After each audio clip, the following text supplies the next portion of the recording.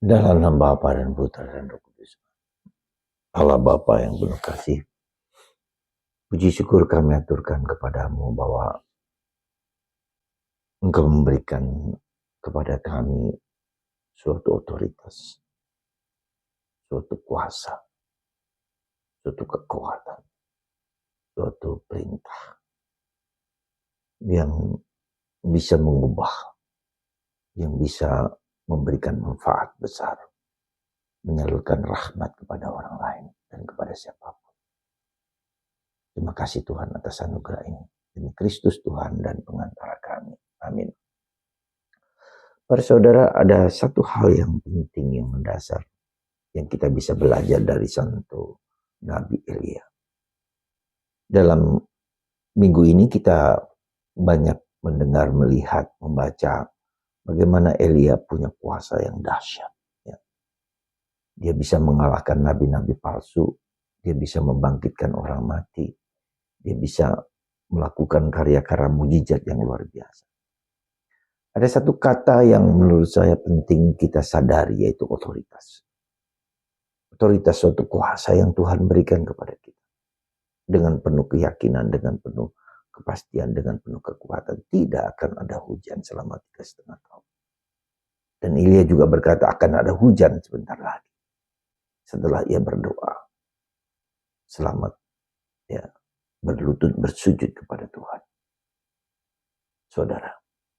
Itulah yang dikatakan kitab sirah tentang Elia. Dan dia naik ke surga.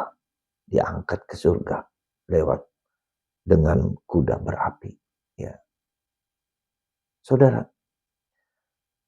juga Elisa yang adalah dipilih oleh Elia untuk meneruskan karyanya. Kuasa.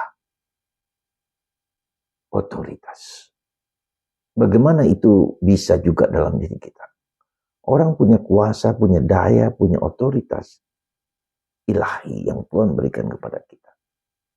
Itu karena kita sadar dan karena kita dianugerahkan, karena kita diurapi. Sekali lagi kita diurapi oleh Tuhan. Tuhan memilih kita. Setiap dari kita diurapi oleh Tuhan untuk melakukan, membagikan rahmat kepada orang lain. Untuk mewartakan Injil, untuk mendengarkan sabda Tuhan. Jadi pergaulan kita dengan Tuhan itu membuat kita memiliki, dianugerahi otoritas, kekuatan, pilihan, daya ilahi. Yang dalam bahasa kita disebut Roh Kudus. Ya. Karena itulah maka saudaraku terkasih dalam Kristus. Mari kita sadari otoritas ini. Ya. Jadi otoritas ini karena pilihan Tuhan. Tetapi juga karena kita berusaha memahami, kita mengerti, belajar, mendengarkan Tuhan. Jadi dengan ada timbal balik, kerjasama antara aku yang dipilih Tuhan, antara Anda yang dipilih Tuhan. Dan pilihan Tuhan itu adalah ketika kita dibaptis. Ketika kita mendapatkan pengalaman penderitaan. Ketika kita mengikuti Yesus, ketika kita mendengarkan sabda, ketika kita belajar berdialog dengan sabda, dan seterusnya. Itulah otoritas. Karena apa saudara? Kalau kita bicara, mungkin orang mendengar. Tapi apakah daya pikat, daya dobrak, daya yang melembutkan hati orang? Kita tidak cukup hanya bicara dengan mulut. Kita tidak cukup bicara dengan kepala. Kita tidak cukup bicara dengan hati. Tapi kita bicara dengan kekuatan Roh Kudus. Dan itu kita bisa belajar dari para rasul. Kita bisa melihat bagaimana Petrus tampil di muka, di banyak orang, di depan para rasul dan semua rasul.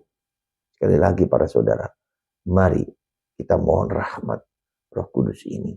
Supaya Anda, saya, kita semua, apa yang kita katakan, apa yang kita sampaikan, itu meresap masuk dalam seluruh hidup kita. Tuhan memberkati Anda semua. Semoga Anda, saya, dan kita semua mempunyai otoritas kuat untuk membagikan rahmat Allah bagi siapapun juga, Bapa, Putra,